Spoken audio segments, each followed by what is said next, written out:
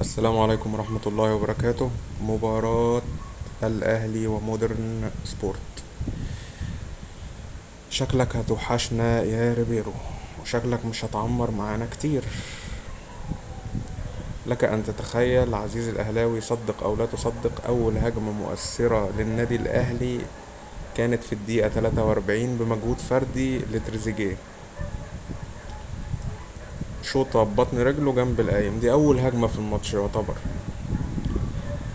بعد كده الشوط الاولاني خلص. طبعا الشوط الاولاني اصلا الاهلي ما جاش، يعني خلينا نتكلم كده بمنتهى الوضوح وبمنتهى الامانه. الاهلي ما جاش، اللعيبه ما جاتش، مدرب ما جاش، ما فيش حد جه.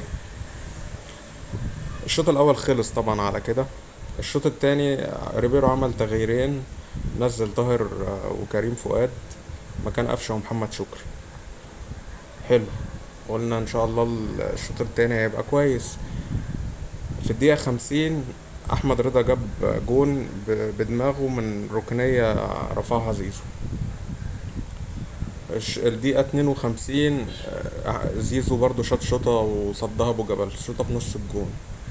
الدقيقة 56 برضو كان في رفعة كده من ناحية الشمال، جت على دماغ محمد شريف بس ما كانش معدول قوي، فعملها جنب القايم بتاع أبو جبل.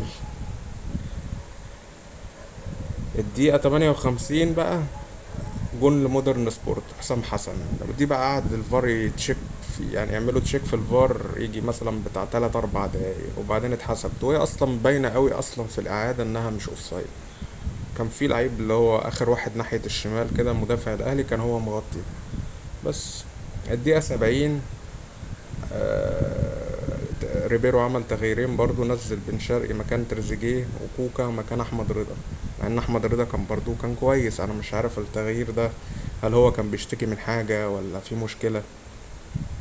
الدقيقة 74 كريم فؤاد بيشيل كورة شوطة تاكلينج من مهاجم مودرن سبورت. الدقيقة 74 جون بتاع علي الفيل، برضو ركنية اترفعت جت على دماغه، طلع أعلى واحد حطها براسه جون.